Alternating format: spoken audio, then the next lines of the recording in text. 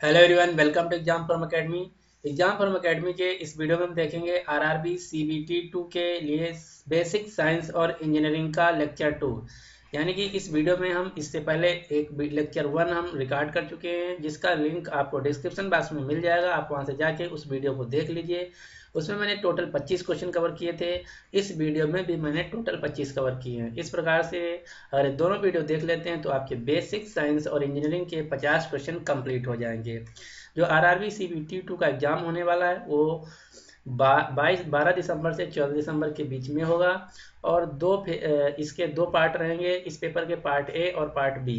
Part A में reasoning, math, basic basic science and engineering और GK GS और current affair रहेगा। Part B में आपका ट्रेड सब्जेक्ट रहेगा। पार्ट ए में आपके 100 क्वेश्चन रहेंगे और 90 मिनट का टाइम रहेगा। पार्ट बी में 75 क्वेश्चन रहेंगे और 1 घंटे का टाइम रहेगा।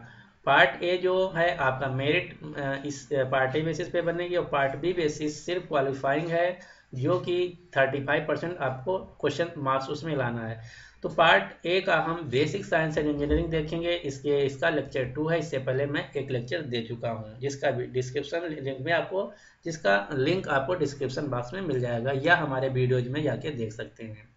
तो अगर आप इस सीरीज को कंटिन्यूसली फॉलो करना चाहते हैं आरआरबी सीबीटी 2 के लिए, तो इस चैनल एग्जाम फॉर्म एकेडमी को सब्सक्राइब कर लीजिए, जिससे कि आपका कोई भी वीडियो मिस ना हो। तो चलिए स्टार्ट करते हैं बेसिक साइंस एंड इंजीनियरिंग का पार्ट 2। पहला क्वेश्चन है, आप देख रहे हैं कि जो सीरीज है 26 से स्टार्ट हो रही है, यानी कि 25 तक के क्वेश्चन मैंने पार्ट ए में कवर कर चुके हैं। तो आप मेरी वीडियोज में जाके देख सकते हैं पार्ट ए। पहला क्वेश्चन है, चुंबकीय क्षेत्र का मात्रक होता है। तो ये इसका मात्रक होता है टेस्ला, यानी कि इस क्वेश्चन का जो सही आंसर है वो है बी। अगला क्वेश्चन, क्वेश्चन नंबर 27, दीर्घ दृष्टि दोष वाला व्यक्ति के चश्मे में कौन सा लेंस लगा होता है। तो दीर्घ दृष्टि दोष यानी जो दूर दृष्टि दोष होता है, उस चश्मे में जो लेंस लगा होता है वो होता है उत्तल लेंस, यानी कि इस क्वेश्चन का जो सही आंसर है वो है सी। अगला क्वेश्चन, आंख की पुतली जो है वो किस प्रकार कार्य करती है। तो ये कार्य करती है परिवर्ती द्वारकों की भांति, यानी कि इस क्वेश्चन का जो सही आंसर है वो है ए। अगला क्वेश्चन, क्वेश्चन नंबर 29, वास्तविक वस्तु का आभासी प्रतिबिंब कैसा बनता है। तो ये बनता है समतल दर्पण से, यानी कि इस क्वेश्चन का जो सही आंसर है वो है बी।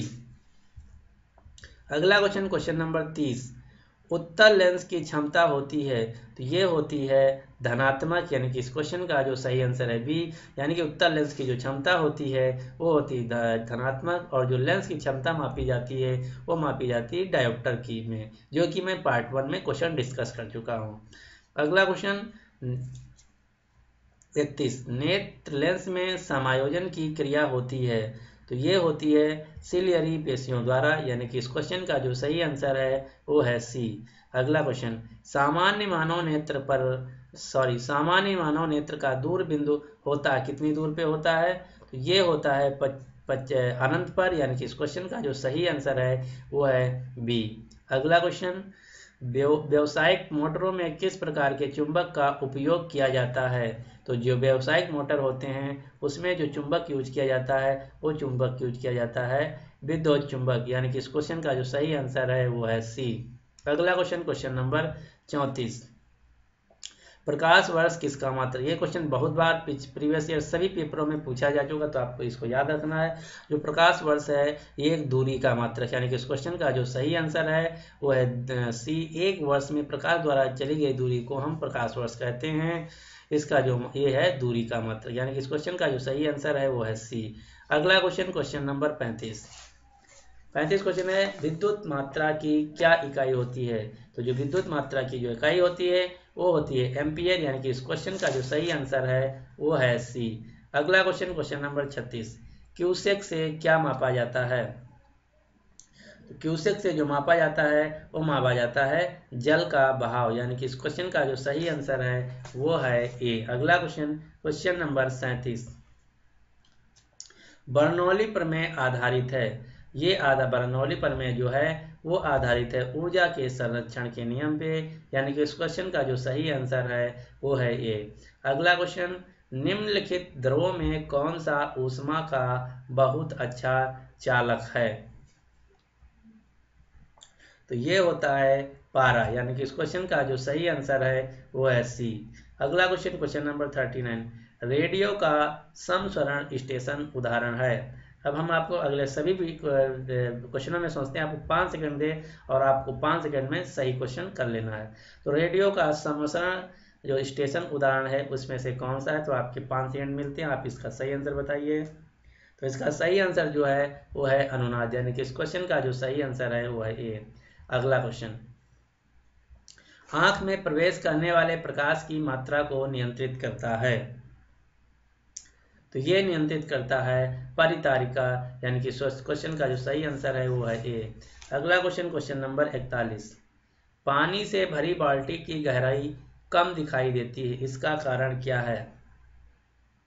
तो इसका कारण है अपवर्तन के कारण जो पानी की भरी बाल्टी होती है उससे गहराई जो है कम दिखाई देती है, यानी कि इस क्वेश्चन का जो सही आंसर है वो है बी। अगला क्वेश्चन, ये क्वेश्चन जो है बहुत ही इंपॉर्टेंट है, ये सीधे एग्जाम में पूछा जाता है, इसका वैल्यू पूछा जाता है, इस तो क्वेश्चन को एकदम रट लेना है कि हीरे का अपवर्तनांक कितना होता है। तो ये होता है 2.42, यानी कि 2.42, यानी कि इस क्वेश्चन का जो सही आंसर है वो है डी। अगला क्वेश्चन, क्वेश्चन नंबर 43, प्रतिरोधकता का मात्रक क्या है। तो जो प्रतिरोधकता का मात्रक होता है वो होता है ओम मीटर, यानी कि इस क्वेश्चन का जो सही आंसर है वो है ए। अगला क्वेश्चन, किलोवाट घंटा किसका मात्रक है। तो जो किलोवाट घंटा है ये ऊर्जा का मात्रक है, यानी कि इस क्वेश्चन का जो सही आंसर है वो है बी। अगला क्वेश्चन, डायनमो से किस प्रकार की धारा प्राप्त होती है। तो जो डायनमो से है वो दिष्ट धारा प्राप्त होती है, दिष्ट धारा को क्या कहते हैं, डीसी। डीसी करंट हमको डायनमो से प्राप्त होती है, यानी कि इस क्वेश्चन का जो सही आंसर है वो है ए। अगला क्वेश्चन, क्वेश्चन नंबर 46, सौर सेल और ऊर्जा को किस ऊर्जा में रूपांतरित करते हैं। तो इससे जो सौर सेल और ऊर्जा सेल को ऊर्जा में हम रूपांतरित करते हैं विद्युत ऊर्जा में, यानी कि इस क्वेश्चन का जो सही आंसर है वो है ए। अगला क्वेश्चन, क्वेश्चन नंबर 47, कार्य का मात्रक है। तो जो कार्य का मात्रक होता है वो होता है जूल, यानी कि इस क्वेश्चन का जो सही आंसर है वो है बी। अगला क्वेश्चन, एम्पियर में हम किसको नापते हैं। तो एम्पियर में हम नापते हैं करंट को, यानी कि इस क्वेश्चन का जो सही आंसर है वो है ए। अगला क्वेश्चन, क्वेश्चन नंबर 49, निम्नलिखित में से कौन सबसे अधिक प्रत्यास्थ है। तो जो सबसे अधिक प्रत्यास्थ होता है वो होता है स्टील, यानी कि इस क्वेश्चन का जो सही आंसर है वो है डी। प्रत्यास्थ का मतलब कि जब कोई खींचा जाए बस तो बहुत कम ही खींचे, उसको कहते हैं सबसे अधिक प्रत्यास्थ। तो इस दिए हुए उदाहरणों में जो सबसे ज़्यादा प्रत्यास्थ है वो है स्टील, यानी कि इस क्वेश्चन का जो सही आंसर है वो है डी। और ये क्वेश्चन बदल जाएगा आपका दिए हुए ऑप्शनों के अनुसार, तो जो आपका दिया हुआ ऑप्शन है उसको ध्यान देखना कि क्या ऑप्शन दिए हैं।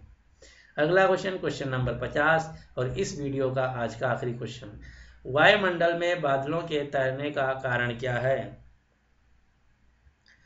तो ये है घनत्व, यानी कि जो वायुमंडल में बादल तैरते हैं वो कम घनत्व होने के कारण तैरते हैं, तो इसका कारण है घनत्व। तो यानी कि इस क्वेश्चन का जो सही आंसर है वो है बी। इस प्रकार से आपके टोटल 50 क्वेश्चन कवर हो गए।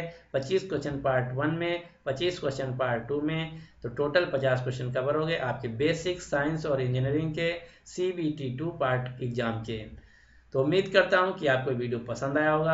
अगर आपको पसंद आया तो प्लीज़ लाइक कर दीजिए, और अगर अभी तक इस चैनल एग्जाम फॉर्म अकेडमी को आप सब्सक्राइब नहीं किए हैं तो आपको नीचे रेड बटन दिख रहा होगा ऐसा, उस पर प्रेस करके इस चैनल को सब्सक्राइब कर लीजिए। साथ ही इस बेल आइकन को भी प्रेस कर लीजिए, जिससे कि मैं जब अगला वीडियो लाऊं तो आपका कोई भी वीडियो मिस ना हो और उस वीडियो का तुरंत आपको नोटिफिकेशन मिल जाए। So finally thanks for watching and good luck for your exam.